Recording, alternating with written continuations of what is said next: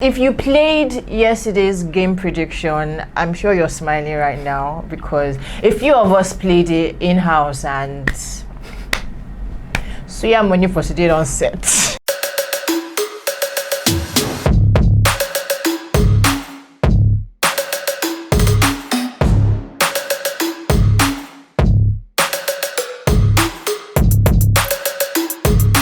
Hi guys, welcome to the Daily Catchup, the Euros edition. And as you know, I'm in the studio again with, who else? Ayola. So, yeah. Why you being ungrateful? When I go, you miss me. Go first now. No, Wala. Go first now. You see. Okay. So, yesterday's games were really, really epic. I don't know what other word to use for it, but it was really, really epic.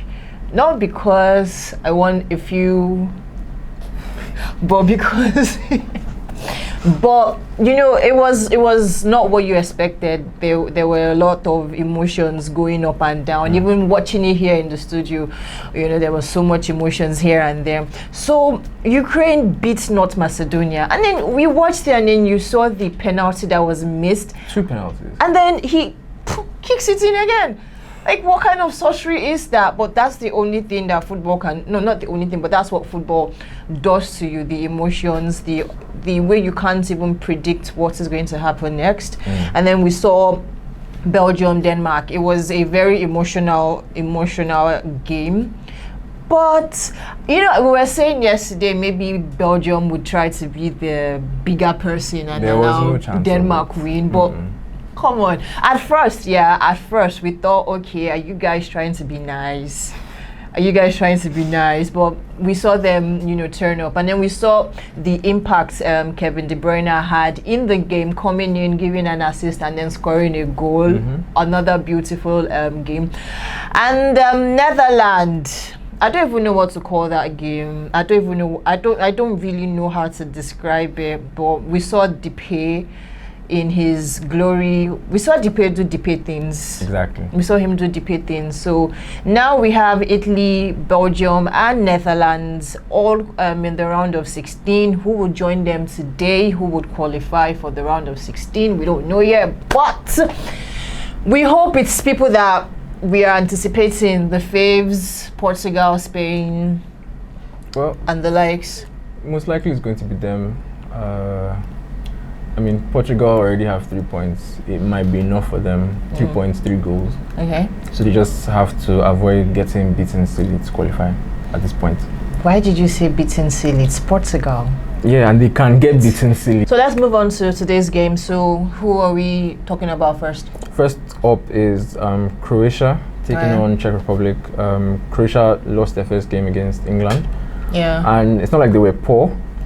But they were poor. They weren't poor. They were bad. They were good in small spaces, in very few minutes. Okay. Across, like, sparsely, they were good across the whole game. Yeah. But that's because obviously England is England. They have a lot of quality.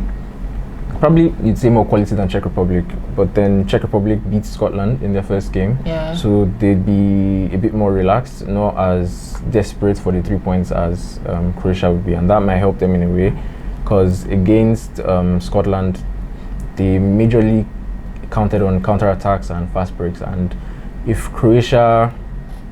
usually Croatia aren't a team that goes all out, but because of the situation of things, they might have to do that, and if they do, then Czech Republic can take advantage of that.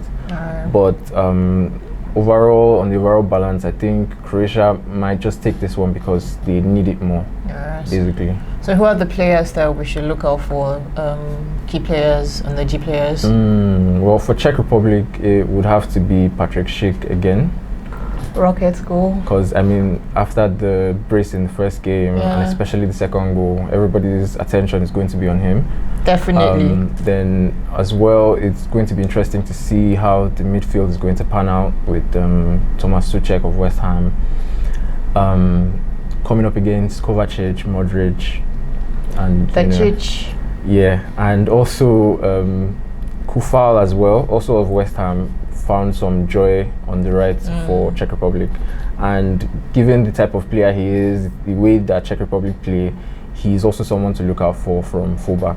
Okay. Yeah. Alright. So yeah, in the midfield, I think they wish they had Kante. Everybody wishes they had Kante. They wish they had Kante. So yeah, let's move on to the next game, which is Sweden taking on Slovakia. Sweden drew the first game against Spain. Maybe if Alvaro Morata was not Spain striker, they might have lost. I don't know, maybe. And Slovakia beat Poland 2-1 despite the Lewandowski advantage. And really, in this second game, I think I would go for Sweden to get this one because on the balance of things, I think they have a better team, not more experienced, but just a better team. Okay. All around. All right. So you have a lot of work to do when it comes to the time we'll have to predict the games because it's a bit dicey. Yeah, it's a bit dicier than other games. Yeah, it's not a straight games. win. Yeah. We'll get to yesterday's game very, very soon. We'll get to the predictions for yesterday's game very, very soon. So who are we looking out for the key players? For Slovakia, it's Marek Hamsik, Andre Duda. These are the guys who try to make things happen for Slovakia. And for Sweden, they have a lot of players who can turn up when they want to. They have Kulusevski, they've got Alexander Isak. These are guys who on their day can be very, very devastating. I mean, Isak almost scored against Spain. Yeah. I think that was Sweden's best chance of the game. So yeah, I think those are the guys. And also maybe Emil Forsberg. He could also be a creative influence in the middle as well. All right, so let's move on to the final game. Yeah, that would be England and Scotland, the one we've been looking forward to. Braveheart. So yeah, England are on a high. They're playing again at home, and they'll be facing Scotland, who, well, we know the history between the two countries, and it usually shouldn't play on their minds, but I mean, they're human beings, so it probably still will. It will obviously, you can't just forget. It's not something you forget, but I think it would be a very interesting game. So popcorn, I advise you get popcorn or something to snack on because you're in for a ride of your life. Yeah, I think it's going to be an interesting game. Looking forward to seeing Harry Kane, if he can finally step up like he's been claiming he would be able to do. Finally step up. He says he likes playing against Scotland, and well, hopefully we'll see it. Hopefully. For Scotland, John McGinn was in fine form for Aston Villa. He tried to put himself about in the previous game, but things just didn't work out for Scotland as a whole. Tragic. So it would be, for me, those are the two guys who have things to prove today. All right, so this is not betting advice, this is not financial advice, but if you played yesterday's game prediction, I'm sure you're smiling right now because a few of us played it in-house and so yeah, money for today on set. So give us your predictions for today. Who are the so that we know who to pick on our tickets, okay, and probably stick higher money because. I think for the Croatia game, it's going to be tight. It's going to be really tight because both teams are not so expressive, per se. So I think it's going to be very few goals. But on a general note, like we said throughout the Euros, expect very few fouls, expect few corners, except for France. Just no, really, except few corners, except for France. Just few cards, few corners, but the goals are starting to pick up. So it might be worth looking at. Apart from this Czech Republic game. Okay, so for the Croatia. But for the odds for that one, what would it be? Over, under? Let's just say win or lose. Under 5 cards, under 11 corners. You'd be very safe to bet on those. Under 5 cards, under 11 corners. Did you hear? And then for the Sweden game, more of the same. I think Sweden will take this one, but don't expect too many goals to come out from it. Yeah. Okay. And for England, Scotland, even though we are looking forward to an exciting match, both teams aren't really teams who score a lot either. Yeah. So ideally, statistically, England should be taking this, but I think that Scotland might surprise people.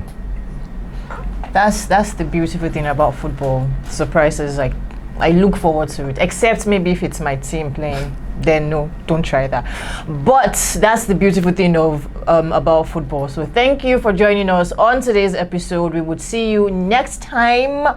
I've been your host Yagami, and what's your name again? Ayola Kelly. All right, signing out. Ball Gecko. Get in the game.